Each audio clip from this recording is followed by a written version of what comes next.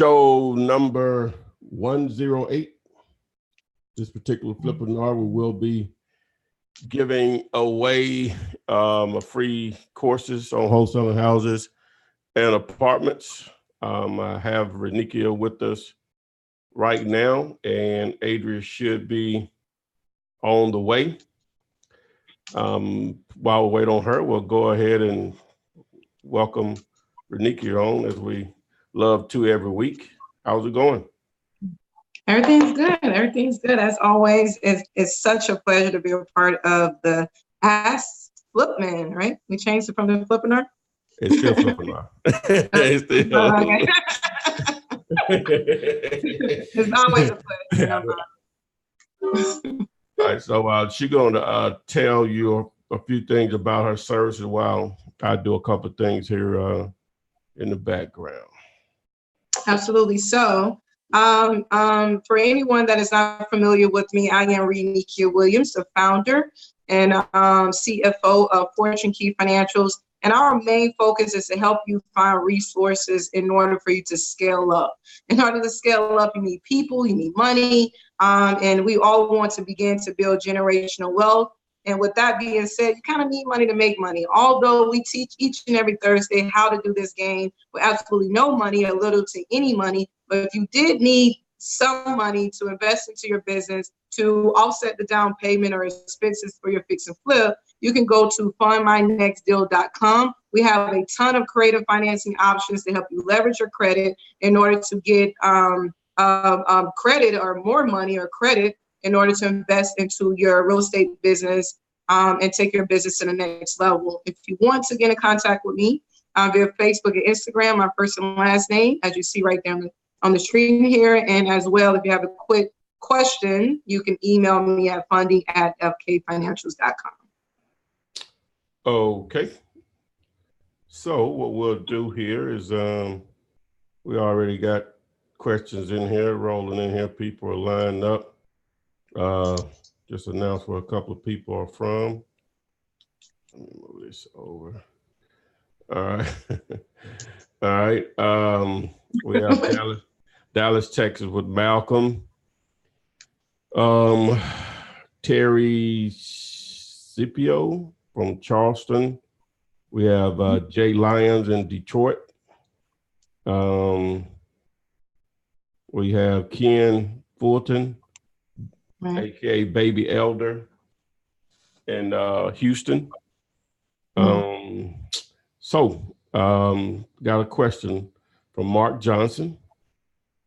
Says, hey, Flip Man, I saw, I guess these means a house that's in pre-foreclosure, but I just discovered that the owner has passed away. What's the best way to find out who the home was inherited to, is what he said. So that's actually a really good question. How recent it is, you can probably start off with probates in the county of which the home sits.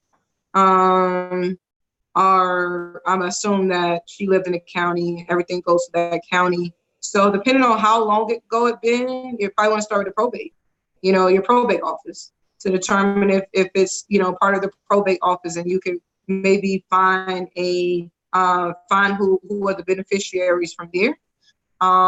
You can always skip trace the homeowner and see if you can find like maybe their kids or their brothers and sisters or someone who can may shed light to getting you to the right person who can make that decision regarding selling that property.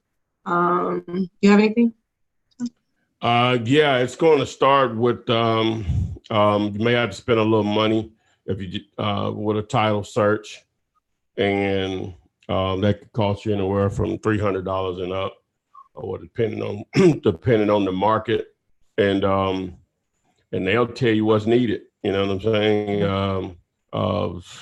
They're going to tell you, say, well, we need this and this and now it does depend on how good the title company is also, because some will go into great detail, some will just say, hey, we need to check probate, just simple, that simple. Right. But some of them will go into great detail that may have more information about it. hopefully they had a will or whatever, and that'll simplify it. You'll have an executor of the estate, and that's the person that you would deal with for that particular, you say pre-foreclosure. So, all right. What we got here? Ashley Staples from YouTube says, well, ask the question, what apps do you use to track bandit sign placement? I don't use anything. I've looked at some stuff before. I think I did try to use a service before, but I didn't follow through with it. You got any recommendations? I don't have any recommendations, but I will say that it's not necessarily an app. It could be just something you can build internally, and it can cut some of your expenses, because that's really a sales sheet. I mean, you can write, that's in a Word document, a sales sheet. All you're doing is writing exactly where you are pinpointing or dropping your bandit signs, and you write it on your notebook pad. So if you want to cut costs and save things, some things can be done internally until you get to a point where buying into these apps is necessary. But I don't know any apps that could pinpoint where you put the bandit signs. Okay. Adrian's here, but it's going to take her a second to log on. Hi. Hello. Matthew, I don't know how to say the last name, from YouTube. Hello. Is there, I guess you mean, are there banks that would fund 60K or less houses that need rehab? He basically asked them, can you get lenders to lend you, I guess, hard money or whatever on houses 60K or less? I'm assuming he means that's the ARV on it, I guess. Right. I think this is a great time for me to do a little plug. As you all know, if you do follow me via social media, we just really launched our direct private lending company, where we have over $1 billion to lend to our real estate investors nationwide, residential and commercial. But to answer your question, from a lender standpoint, that is on pretty average across all lenders, that minimum loan amount is $75,000. So as long as the purchase price plus the rehab amount is $75,000, then a lender will lend on it. But it also, you have to take in consideration the ARV, which is what Ty was just saying, because no lender will lend above 70% of ARV. So if you've been following us, we use the 70% rule equation a lot. And it's really the same rule that every lender uses. And it's just becomes a little standard to help you kind of understand if you're in the ballpark or not. So use the 70% rule. And as long as your all-in cost, the purchase price, and the rehab amount falls within 70% of ARV, then you're good to go. Okay, that question was from Matthew Cordero in regards to the houses and rehabs. So just jumping right on, hopefully Ty's been going in order. And hello, everyone, on this Thursday. The next question is from Tavares Coffee. House owner passed away. House is paid off. There's no record of a will giving the property to next of kin. Taxes haven't been paid. How do I buy this house? Who's the owner? Is the deceased person still the owner that's on property records? Okay, so that would be the first thing he needs to do. I would start there and to figure out, do that person still own this property? And if so, obviously the city haven't foreclosed on it due to non-tax payments. And if so, they still have ownership of this property. So what I would do is skip trace the deceased person and see if I can find any family member that is very close that could shed light on who owns this property and who you can purchase that property from. And that could be just a start. I'm not saying going down to your probate company, probate department down in the county won't work, but I'm just trying to find someone close to kin who can maybe put you in the direction of the person who maybe be over that person's estate. All right. Hello, say my name. Says God bless everyone on the feed. Hope everyone is out there making it happen. Thank you. Thank you. AIM Property Investments wants to know, do you have a list of all the available strategies to help homeowners? I know wholesaling subject to short sale.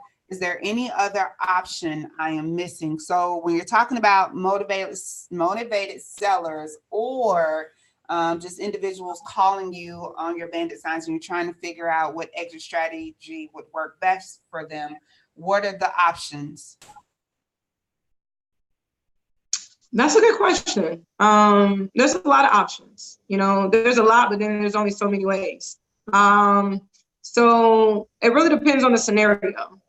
So it's kind of hard to just hypothetically say options, but it depends on the scenario. I mean, this time you can catch up the payments and they quick deed the property over, but then you have to take, you know, that's kind of like the subject to option. If they're in foreclosure, it's two things that you can do with that. We either going to catch the payments up and then I take over the whole loan, or are we going to do a short sale type of scenario? I don't know. I mean, I think it just depends on the scenario. But I mean, you're gonna purchase it, you're gonna short sell it, you're gonna catch up the payments and take control of it like a subject to. You're gonna maybe do an owner financing scenario where they hold the note, and you know the whole owner financing scenario. Yeah. Well, yeah, it's going to be limited. It's sort of hard to tell without knowing the totality of what's going on there. But, you know, obviously you have wholesaling, as she said, lease options subject to, it's really it, you know. You got two forms of owner financing. You have a wholesale transaction. Obviously, you're doing a buy, fix, and flip. That's, you know, similar to wholesaling in the sense that how cheap it has to be to make sense in most cases. So, all right.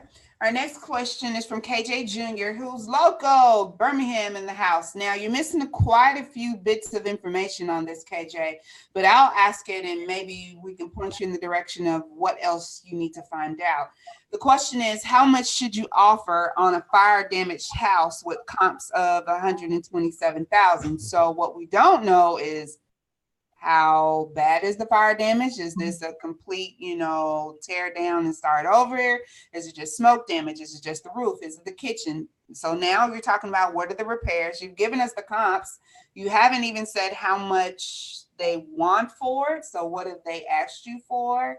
Ty, Renikia, fire damaged properties. What's the rundown on how those work? Exactly what you stated. And to effectively offer anything, just knowing your numbers. And once you know the numbers, so it's not about that it's fire damage. It's no different from a tree falling on someone's house and the whole roof cave in. It's no different. You bring a contract out there, you assess the damages. The contractor tell you exactly how much it's going to cost for them to repair everything and rehab everything. Based on that cost, you backdoor yourself into what you should offer. So on a property like this that's worth $120,000, if that contractor come out and say it's going to cost $75,000 to do this, that means that you're going to subtract $75,000 from the $125,000 first. Not necessarily first, you're going to really multiply 70% times $125,000 to figure out what is your deal. So let's just multiply 70% times $125,000 times, and it's $87,500. So if it's 87, if this is just hypothetical thinking, you just plugging in numbers for you. So you said that the property is worth $125,000. If I multiply 70% of that, my max loan amount or my max offer price could be no more greater than $87,500.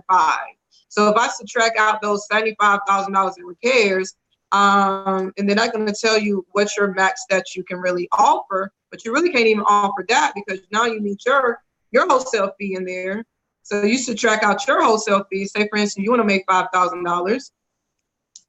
Your max offer price is $7,500.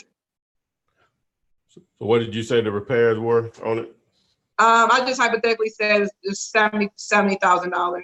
$70,000. Yeah. And Calculated. the ARV was 125. Okay.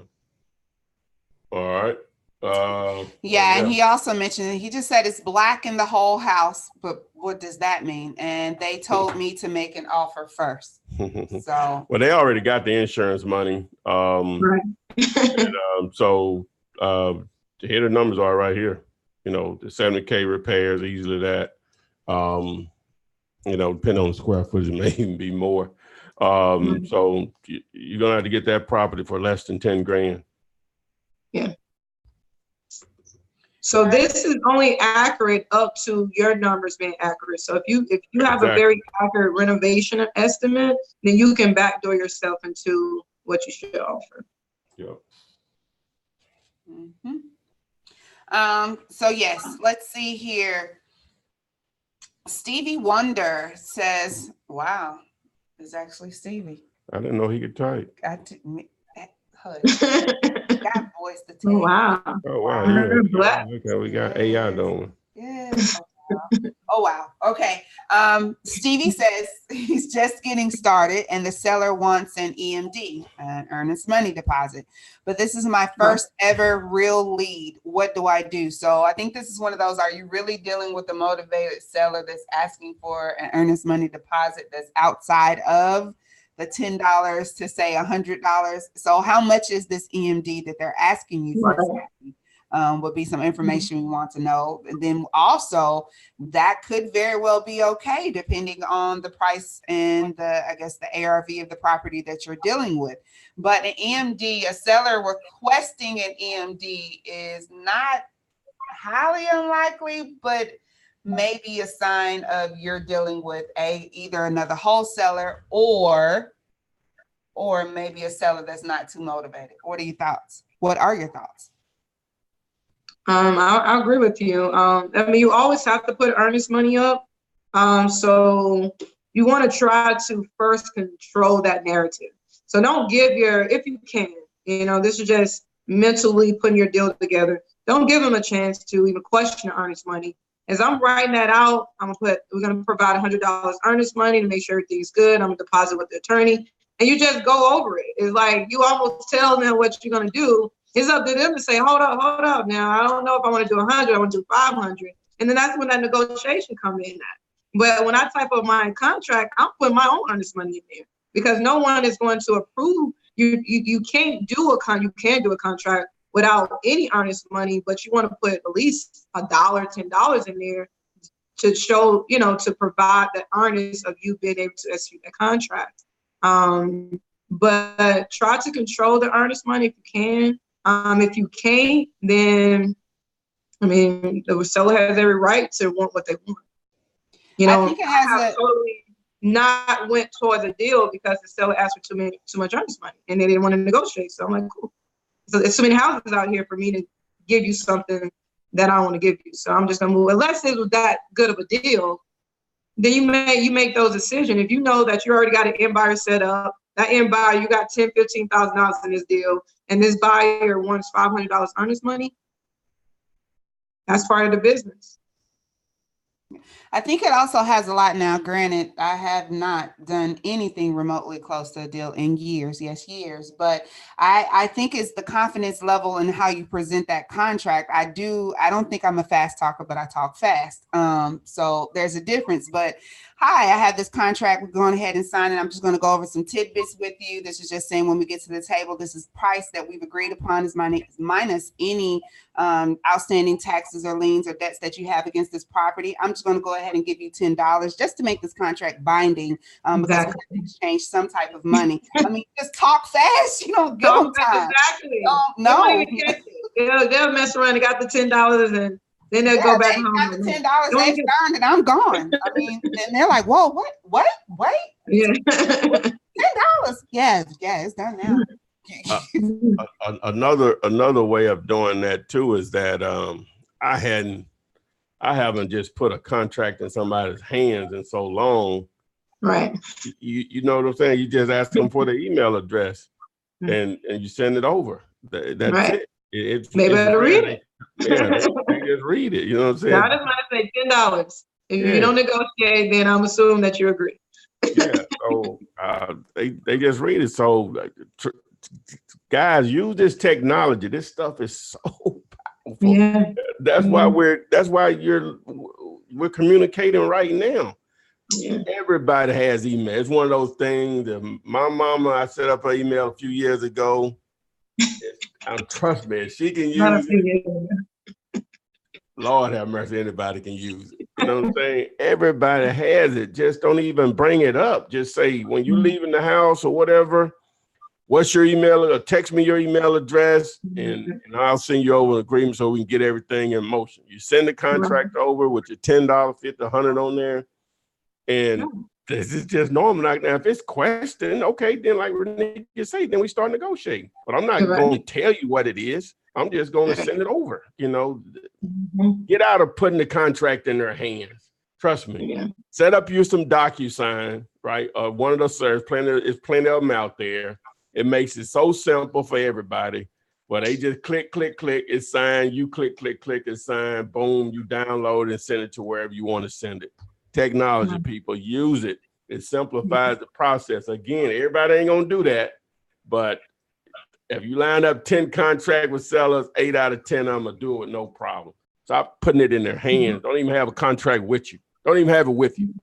You know what I'm saying? Yeah, if it's a situation they don't have email, if they don't have email, then you figure out how to get. Then you may have to bring it back to them or whatever.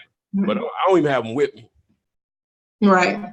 And another thing, like for the older people who may not have emails, what I have experienced, they always have like a guardian around them where they're going to be there helping them negotiate that. You're not going to walk in and negotiate directly with a 90-year-old without their kids or somebody around them helping them negotiate that. So what's your email? I'll send it over to you all. If I have any questions, just give me a call back. Okay, GSI, this is a question from YouTube, and says, they've been going back and forth with the seller for about 3 months. We have agreed on a price, but they haven't signed the purchase and sell agreement. Any tips on getting the seller to sign the agreement? You ain't motivated. 3 months.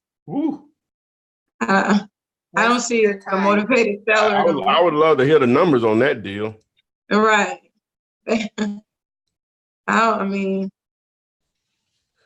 I had a guy one time and I didn't get the deal. Somebody else got it. That's fine. It is what it is. They were rigging me back and forth because they had a brother that lived in the house, and they were just so concerned about where he was going to go. You know, it was a done deal. I had a buyer. It was a higher end house for my market. Or whatever, the brother had just basically ruined it, but still had a lot of equity in it even after repairs. And I was going back and forth with him probably about 2 months. Next thing they told me, say, well, Mr. Taylor, we decided to let my brother stay there, blah, blah, blah. I checked back on it, like a month later, it was gone. Snooze you lose. Maybe I was too much pressure. I don't know. It was gone though. So it is what. But I will add to that as well. She said, any tips on motivating the seller? I would say in real estate, money is always a motivating factor. So if they're not moving, tell them, hey, you'll give them an extra couple $1,000s. Hey, I'm ready to close. We already got title ready to go. We can get you your full amount by next Friday. We can get this thing going. So you want to put pressure behind them if money is the motivation. I mean, if you're trying to sell, I don't see why money won't be a motivation. So, unless you just emotionally attached to it and it's more emotions. But if they're not emotionally attached to it in that order, put money up. Tell them you can close them quicker than expected. Call them up and say, well, what can I do to get this closed? We're ready to go. I already have my team ready to go. I'm ready to pull a title. Title can be done in 2 days. I can get you closed out in 4 to 5 days. How did that sound for you? And, make them tell you what they want to close the deal. if they're holding it up, that means that there's something in that contract is not motivating enough. And you have to figure out what it is and what triggers that person to make them want to move forward. Okay. Next question is going to be from Rhonda. And Rhonda wants to know, what are your thoughts about an African-American woman in her middle 60s wholesaling real estate? Do you know any women in that age range investing, and what are their success rates?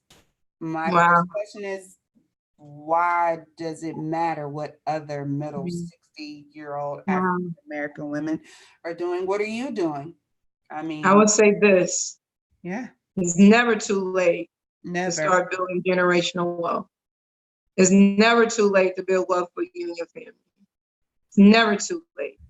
And I mean, and just to put something personal out there, my mother, who is 56 years old, I just had her purchase her first fix and flip. And it's going to make her more money than she worked on the job for the last 5 years. For the next 5 years, that one flip is going to be enough money as if she worked for 5 years. So when there come a time in your life that you want more than what is given on the table? So I would say you are the motivation. Because only you can determine if you want to change the narrative to build something greater, or whatever reason why you want to pivot into real estate. We all have our personal motivating factors. But to answer your question, it's never too late. There's 80-year-old people that's still out there building real estate. So find out the why for you. What is your why? Why do you want to build it? And if it's great, go after it, no matter what your age is. All right, you got this. What is it? Vera Wang didn't make her first dress until after 40. Henry Ford didn't make the Model T until after 40. I mean, you're talking about multi-billionaires who didn't jump into the scene or didn't, take that step, that leap of faith. I think way after. I think Ray Kroc was in his late 40s when That's McDonald's. Literally, majority of all the old billionaires and millionaires, they got their wealth after they were 40, 50 years old. The only difference between the young generation is that we getting this information early. So that means that we have the chance to build wealth quicker. But if the information wasn't there for you until now, then you take what you learn and you go out there and build and be able to leave something for your family so they can continue to build on top of that. Okay, so I think we said time again, every Thursday we talk about motivated sellers. I think you could probably do a whole hour or two about what is a motivated seller. So Botanic has an appointment this weekend. Seller wants to close in 7 to 10 days. Should I bring my contractor to my appointment since I can't eyeball repairs yet? First of all, the seller don't get to dictate that. Who's in control of this deal here? You must deal with a wholesaler. No. The wholesalers, they have you trying to jump through loops, close in 24 hours. Yeah, where you get that number from, ma'am? No, ma'am. No. That's not a motivated seller. That's a motivated wholesaler, maybe. That's a motivated wholesaler. It could very well be the seller who's been jerked around a bit, but that's just not typical talk, right? No. A real seller know that you need to assess the property. You need to come in. You never know. You may be getting financing for it. They know it could take anywhere from 10 to 14 days. Real sellers understand that there's a process. Wholesalers don't understand that there's a process because they are on a tight time frame and they want you to come in to meet. That sounds like you're dealing with a wholesaler. Not saying nothing wrong with them trying to pressure you to close in 7 days. But it's up to you. If you have your ducks in a row to close in 7 days, why not? But if you know that you need to go find an end buyer, I would say never get yourself into a contract that you know is impossible for you to accomplish. Negotiate that contract first. If they're not willing to say 14-day closing or something like that, you want to negotiate it first before you put yourself into a contract that is too short of a time. Try to see if if you can negotiate a little bit more time before you jump into that. Okay. R&R, and this is another question from YouTube, says, hello, everyone. I found an abandoned boarded home, but it is owned by an LLC in another state. Excuse me. Can I wholesale this home if it's owned by an LLC? And if so, how can I approach them? So first and foremost, when they're doing their searches and they see that a property is owned by an entity, that shouldn't scare an individual away. It doesn't really mean much. Like the very first question you guys ask on here every week is, do I need an LLC? Do I need an LLC? Do I need an LLC? It's still just an individual behind it. So not necessarily to be afraid of or think this is some huge conglomerate of like 1,000 houses and who am I to go and ask about this one little house? So how do you approach that? Really good question. So homes can be owned by LLC, owned by trust, owned by individuals, corporation, S corps. Like Adrian said, there's always an individual behind the entity. So what you want to do is go to the county. I don't know what county, if it's in another state, try to figure out what state that LLC is formed in. Go to that county secretary of state, pull up the records of that business, figure out who owns it, who's the registered agent or manager, and skill trace that person and locate that person, or Google the business and see if they have any business information out there, contact information to the business, contact that business and say, hey, I am from ABC Realty, and I see that you own a property, and I'm soliciting to see if you all want to sell it. So it's no difference from contacting a individual. You just got to either find the contact information to the LLC and call someone who has authority to make decisions on behalf of that asset, or find the person, a registered agent who controls the LLC, and contact them directly about purchasing that asset. Okay, Martyrian, you're on Facebook and you say, I need help. What do you need help with? Ask a question so I can read it. Otherwise, you're in the right spot every Thursday, 6 p.m. Central Time, where you can ask your questions in regards to wholesaling. I also suggest that you follow Flipman on on Instagram and on Facebook, and listen to the podcast whenever you have available time. Man, I forgot all about that. And also you can visit xflipman.com as well to get your questions answered. Wendy Henderson on Facebook says, I found a house. However, when I entered the address, it came up as the owner being Harris County Flood. This is in Houston, Texas, Harris County. So is that possibly a property owned by the county, or what would that mean? That could mean a lot of things. What I would start at is skip tracing that company's name, and it may be a business, a private business that just named Flood County or whatever his name, or it could be owned by the city. I'm not for sure, but you want to just skip trace that name of that business or county who owns it and see where it leads you to. But it could be owned by the county, and which is probably foreclosed on. So what I will also do is go down to the purchase records. I don't know what it's called, but it's where you can see like every owner who owned that property and how much they bought it for on the date that they bought it. So then I would go down and see, was this a foreclosure? Was this a original sale? Because if the county owns it, they'll put something in there like, for, I don't know what the terminology is, when they take control of your property. However, you won't see a regular bill of sale or warranty deed or anything associated with it. So go down to where they show all the individual owners and figure out how did that particular owner take possession of that property. And that could shed some light to determine if the county took possession of it, or did they this company just purchased this property from the last owner. That's a start. All right, hopefully that gives you some things to knock out, some bullet points that you can use to figure out who owns that property. Justice on YouTube says, I have 4 properties under contract with one buyer. They're using hard money. However, it has been taking a long time to close. What do you think is going on? Define a long time. It has been 45 days. Be honest with you, it's 2 things going on. I mean, these lenders will mess up your deal. And not saying it's not a good deal, not saying it's not closable, but sometimes you just go to the wrong lender and they just drop the ball.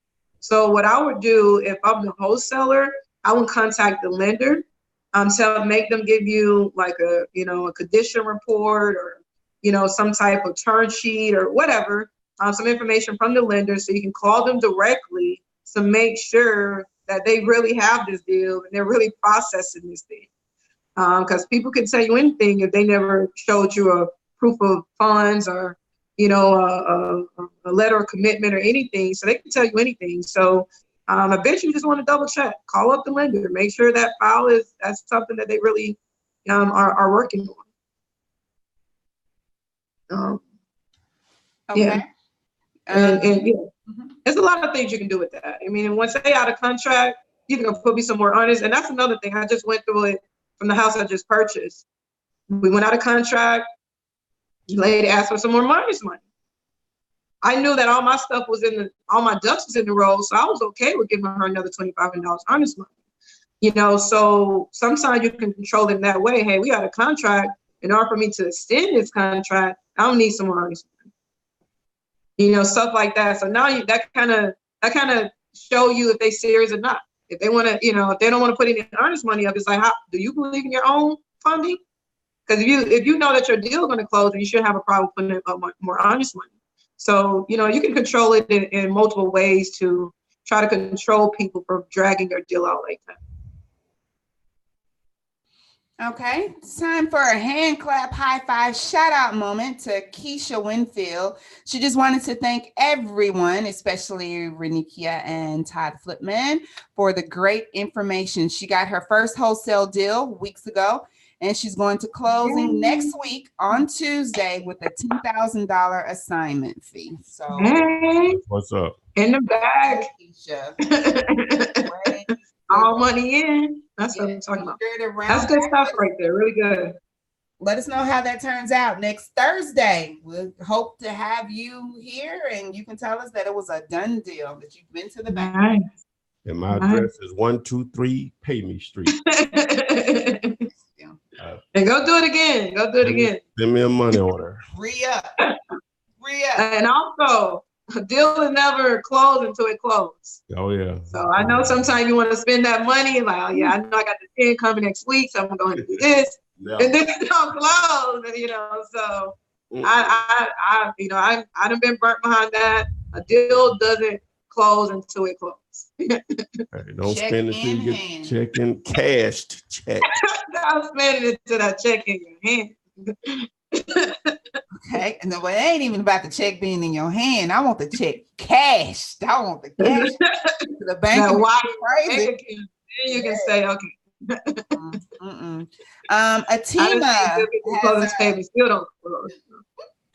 Atima has a question about a property that is in foreclosure. So the property is in pre-foreclosure. She skip traced the primary owner's contact number and they will not answer. They will not call back. The auction is in 11 days.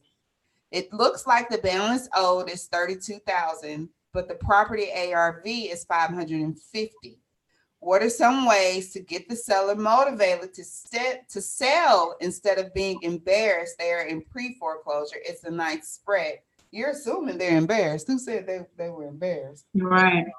Second of all, they might be in denial. Because in most cases, that's the only reason they end up being foreclosed on, because they're contacted by so many different people, is that, they either one or two things or both. Either they think some money they're gonna pray some money out the sky, right? Mm-hmm. I'm not gonna have them. Or they just don't give a flip no more. You know what I'm saying? No, because if they're not paying that bill, they're not paying a lot of bills. So they're getting calls from most all of their creditors. So, so that so. I think you're a creditor. Yeah. So I'm not telling you to give up, but hey, you got 11 days. Yeah, 11 days. Now, to be honest with you, how gator are you? Because if you want that deal, hey, don't second guess pulling up, knocking on the door. I know people have been successful knocking on people's doors that are in pre-foreclosure. And then, you get there and they feel your energy is like, hey, I'm just here, to try to save you out of this situation. Next thing you know, you at the dinner table or you at the coffee table to trying to help them out of their situation. So I'm not saying that it works all the time, but I do know people who are successful just walking up to these people's doors, knocking on the door and say, hey, I'm a real estate investor and I want to help you out your situation. If you can find them. But they get outraged. Don't worry. Just leave. Yeah, because sometimes they're gone. They've already moved. You know what I'm saying? Yeah. That's true. If you can find them, that's the caveat. Answering the phone now, they probably not doing that, but a lot of them they gone. It's over with. That house just vacant. Send a letter too. You can always send them a letter. And asking them if they was interested. Although you don't have that many days, but Yeah. FedEx, UPS. Yeah. Overnight. Mm-hmm. All right. So on YouTube, we have a subscriber that wants to know, is 50 bandit signs good to put out if that's all you can afford? Absolutely. 50 is better than none. Anything that you can do is better than doing nothing. No one's going to tell you otherwise. And if they do, they're stupid. Also, though, let me see. Now, just make sure that 50 that you're buying, that you didn't do like I did when I first started out. I didn't know anybody. I didn't know or whatever. I spent $250 on 50 signs. So make sure that you're not getting one of those deals, because if you got that type of money to spend, you can buy, several hundred signs. You know what I'm saying? So just making sure it wasn't something that I did. I spent $250 on 50 signs. But I didn't know any better. So also to add to that, if you are on a tight budget, which we all are, if you're on a tight budget with your expenses, which you should be, go back and pick them back up, so, because every time you put them out, you don't go pick them up, and you got to order new 50 signs. So it could be one of them situations. I only have 50. I need to hold on to them for the month. So Sunday night, Monday morning, I'm going to go pick my signs back up, so don't underestimate, going back and pick your signs back up so you can continue to recycle your signs as well. And I did a recent video on starting a business wholesaling houses for $500 or less, and that was one of the recommendations. I don't know what people's situations are or whatever, but we're not talking about a lot of money here when you start talking about $200 or $300. Okay, they say, yeah, you can say that, Tyrone. Yeah, but trust me. We blow it anyway. You know what I'm saying? What I'm saying is that what is preventing you from getting a second job to come up with that money? What I would like to just hear. So maybe I'm in la land, you know what I'm saying? So if people want to comment in the chat or whatever, give me an idea, because maybe I'm in la land on that. Now, if you physically can't do nothing, okay, that's okay. We get that. But help me understand what is preventing you from getting a second income of some sort. Uber, delivering pizzas, whatever. You got to do it. You just have to make it happen. That separate the lions from the kids. I don't know what the word I want to use, but anyway, I would like to know what is preventing you from doing something to come up with another $300 or $400 where you can buy 300 or 400 bandit signs. So hey, maybe like I said, maybe I'm in la. I know what I would have done in the past or whatever for the stuff that I wanted to fund or whatever, when we only talk about that small of amount of money. So if you could just tell me what's preventing you from doing that. That's a good question. That's a good question. Okay. So yes, young Shay, this is a good question. I can't wait to invest in the coaching so I can wholesale commercial properties. Guys, I do see you asking questions in regards to commercial properties, but that's a different beast. We try to make sure that within this hour we answer some, but sometimes that we focus on wholesaling, because that commercial game is a far more steps and things that you have to do. So Ty does have options available for you to learn more about commercial wholesaling, investing. So don't think I'm purposely ignoring those questions, just trying to really tackle wholesaling. Well, you mean wholesaling residential? Residential, single family. Yeah. Yes. Makes sense? Yeah. Yeah. Let's see here. Our next question is, what about if a real estate agent is involved? And I'm assuming with a property that you're trying to get under contract. Well, that's already. Who asked that question? How do you go about doing a deal with an agent? And that's from Facebook. Oh, okay. Okay. All right. That's a good question. I would say, I mean, there's always upsides to everything, but I'll just speak about the downside of dealing with an agent. For first and foremost, agents have access to MLS, so they can provide you the properties that's on MLS. But the properties on MLS is everyone has access to those, so they're not off-market properties. They're not properties that no one can Google and find. So it's public information. So with that being said, there's a lot more competition with the properties that are on the market because everybody can see them. But the downfall on trying to wholesale a property on the market through a real estate agent is that it's public information. So you're trying to wholesale something that is $10,000 or $15,000 more than what the MLS is stated. So the MLS states $50,000 and you process it or trying to wholesale it at $60,000. When that homeowner, that buyer, their investor, Google and do their due diligence, they're going to see that that property is listed for a lower price. So that's one. So say, for instance, you get that $50,000 property for $40,000.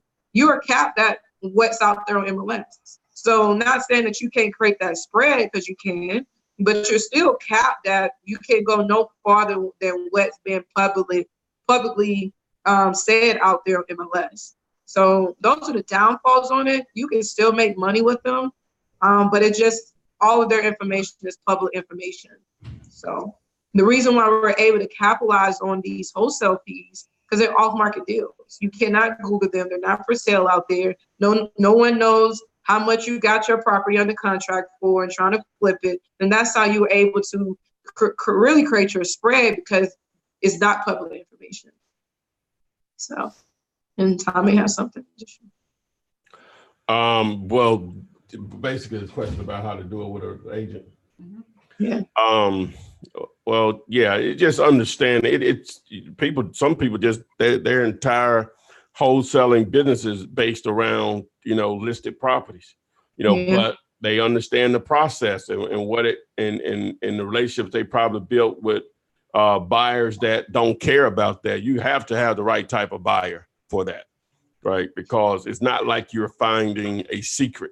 Now you can negotiate something that is listed a lot less than what it's listed for, but now you have to be prepared for the $1,000 earnest money and the proof of funds. Now there are ways around that also, but again, you have to understand how to deal with agents and just understand the agent's expectation. They're all about not wasting their time. They want to deal with people that can buy, right? And you're assuming, and don't assume that most agents know what wholesaling is. You should never get into that with them. Now, some of them are cool and they know, and they don't care because they know.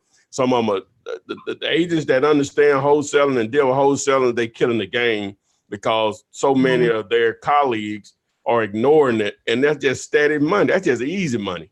That's just easy money at that point, because because wholesalers, if you got a good agent, that's just over and over again. Just over and over again. Most agents, they sell a house or find a house for somebody, they might not see that person for another 10 years. Right. If they use them again, you know what I'm saying?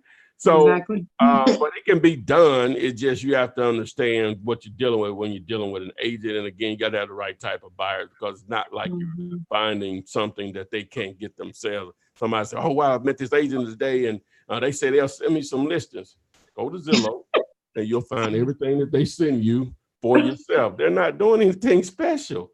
Everything that's listed on MLS is listed on Zillow. They have to, because Zillow is the market as far as advertising.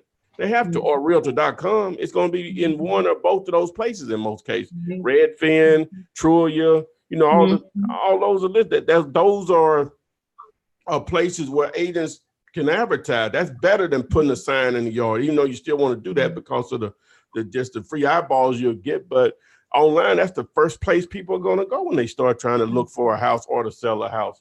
And those sites are dominant in that market. So it's not like an agent is sending you anything special. That's what I want you to get. They're not sending you anything special. If you're going to deal with in that world, you want to contact the listing agent and give them an opportunity to make that full commission.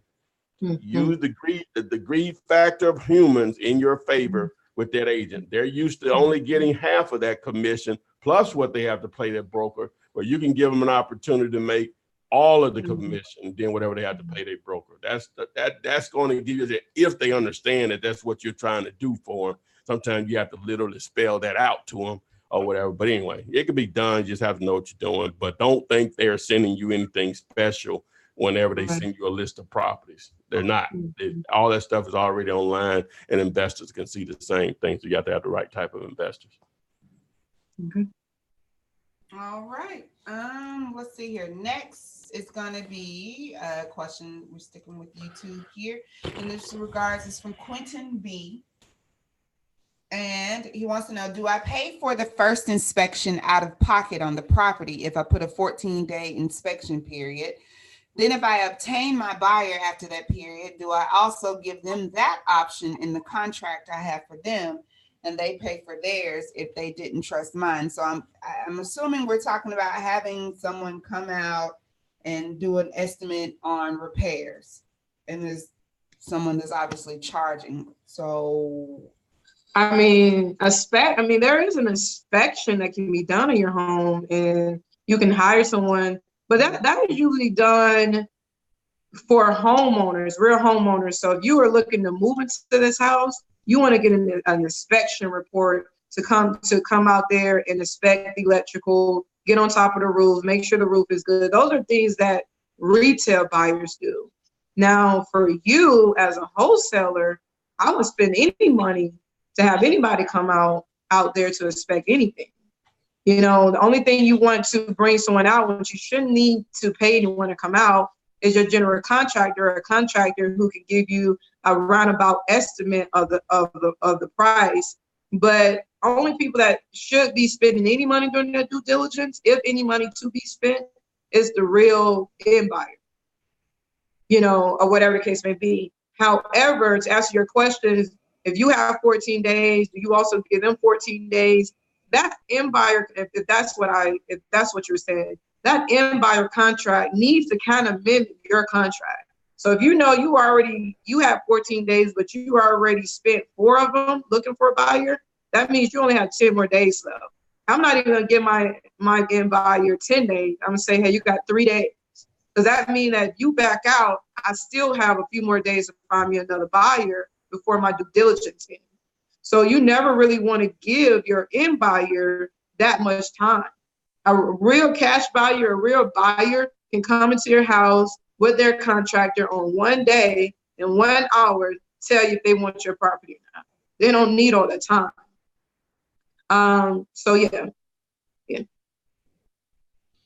Okay. Let's see here. Should you present yourself as a wholesaler to a contractor? So when they come out, who do you tell the contractor you are? I'm a real estate investor. You're never a wholesaler. A wholesaler is almost, I don't know how to think about this in another way, but it's almost if you own a company, but you also do the accounting in your company. So now, do you tell the person that you're an accountant, or do you tell them you're the CEO of the company? Although wholesaling is one of the services that you provide as your real estate investment firm, but I'm not a wholesaler. I have wholesale services under my investment firm. I am an investor, a real estate investor who provide wholesale services. Okay. Because no contractor want to work with a wholesaler. Why? Because they know you're not going to be the one to purchase it. So they know you're wasting their time. So you don't ever want to position yourself as the wholesaler, because one day you're going to do a fix and flip. One day you're going to want to buy a home. So, you're a real estate investor. Okay. Next question is, how do taxes play out when wholesaling? So good problem to have, as Ty normally says, if you have to pay taxes because of the money that you've made off of wholesaling, but you should know that you will have to pay taxes off of the money that you've made off of wholesaling. But that's something that we normally suggest that you reroute to your accountant, your CPA, or someone that handles that for you. But ultimately, is that right, Renikia? Yeah, absolutely. So it's business. Your LLC had profits throughout the year. It's not the fact that it's a wholesaler or anything.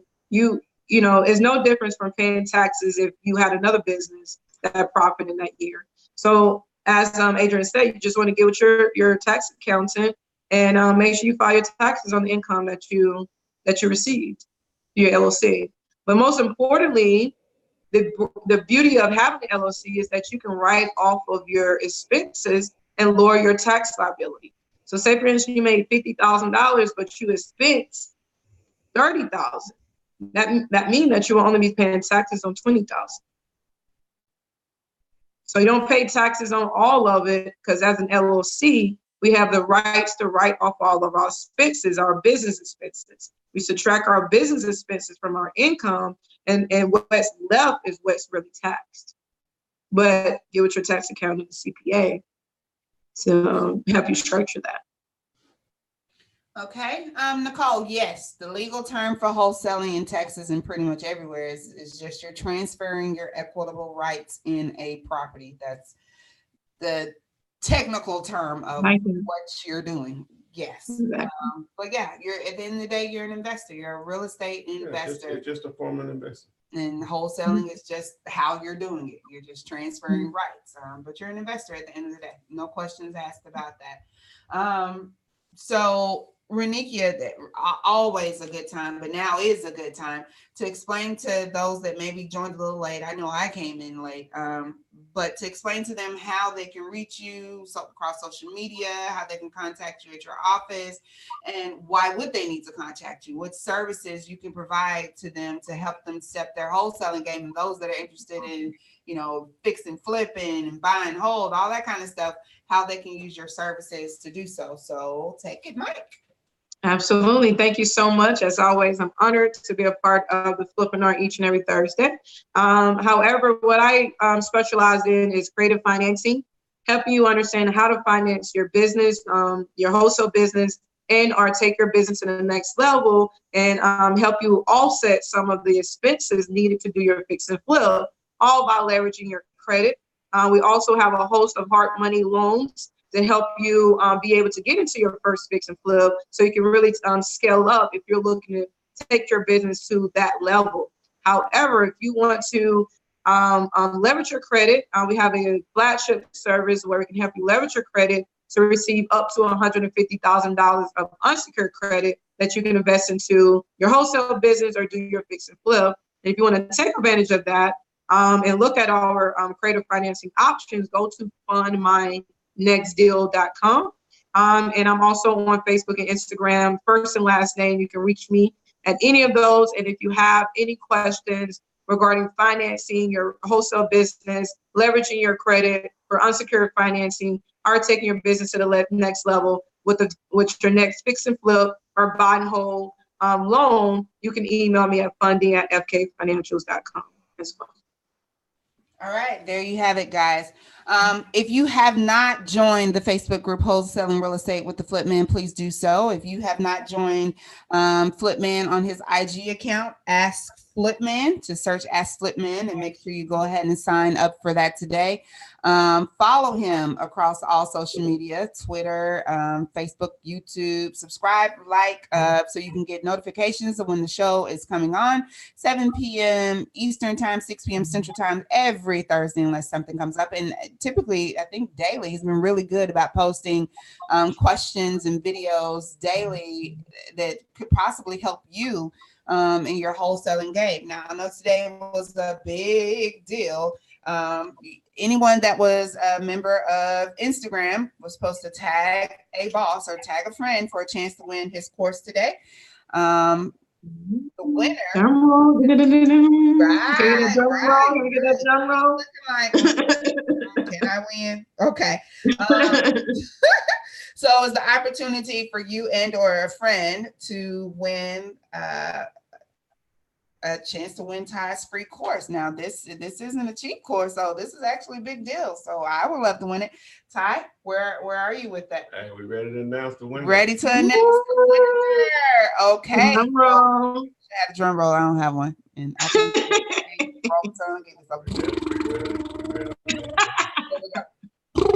yeah. We innovative. Okay, so here goes. You gonna put it on the screen? Yeah. Hold on. Okay. Okay, I'm holding on. Do they have to be a part of the live to get their thing or no? No. No? Okay. No, you only had to be a subscriber on Instagram. Nice. Follower, I guess. I'm sorry, wrong term. They're followers on Instagram. What the hell? I don't know language. Okay, well, while we wait. Wait a minute, I'm trying to figure out where I'm at here. Got so much stuff going on. I wasn't ready. Jack Smith, I see you. Westside Detroit in the house. You've been slacking, pimping. Where you been? Hopefully you have been making deals. And Charles Jenkins, I see you as well. Miss Veronica Brodnex. We have some pretty daggone faithful subscribers in here that join us weekly. Love to see you all. And we have some new users. Miss Teresa Beaucamp, I see you on there as well. One shout out to Shantae Mosby, who's new to the group. Hopefully you got some good beneficial information tonight while joining us, and just make sure you J Red, you hope you win. Reese Investors, fingers crossed. Yep, all that good stuff. Me too. Well, look like I'm on the screen here, and I didn't show. They see we done won. They did? Yeah, but I can't find my thing. How do they see who's won? I don't know what's going on, man. Let me see. I'm trying to You just Oh, there it is. Boom. There we go. Okay. Boom. All right, now hey. Okay. I really appreciate it. What? Mary popping it. Now you tripping. What happened? Mary popping it. Normally, Reniki, I don't even read your comments that be on here. I just look over them. But Ty rarely is there anything on here about you. But I'm reading this one, Ty. Her voice, so you ready? Yeah, go ahead. Ty, What they say about Ty? Ty, you're looking like some candy. Oh, what? Ooh, not I don't even know what to say. Reniki, it gets better. You ready for this one? What is it? I would drink your bath water. Oh, wow. Whoa! Wow! Wow! Anyway, let's get to what people All here. right, Flippinar is popping tonight. All right. Okay. So I really appreciate everyone, man. You guys. I'm just always just shocked with the participation or engagement on YouTube, Facebook, and really on Instagram, which I've been trying to get that back going since we lost the original account or whatever. So I decided to run this promotion, and so here we are. And we have a winner here, and so I'm going to put it on the screen, and hopefully she's present. It is a female, so I hate to cut off 50% of y'all already.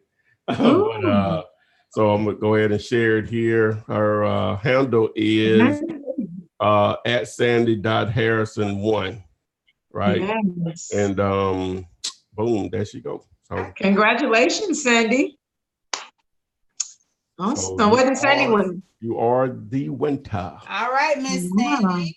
Congratulations. Hand clap to you. Ty will be reaching out to you in your DMs. $1,500 value. Yes. Oh, yeah. Yes. Wow. Use this, please. Don't waste it. Use it. The thing Ty says all the time is it's a tool. It's only as good as you using it. So don't let it just sit there. So without further ado, again, congratulations to Miss at Sandy Harrison, who won. Yes. Hopefully Ty will be doing another raffle or something soon. Yeah. Might do something. He said he might do something. Well, make sure you join and go to IG, guys. Join that X Flip Man, become a follower. And otherwise, we will see you next week, Thursday, 6 p.m. Central, 7 p.m. Eastern. And that's it. That's it. We'll see you on the flip side. All righty, guys.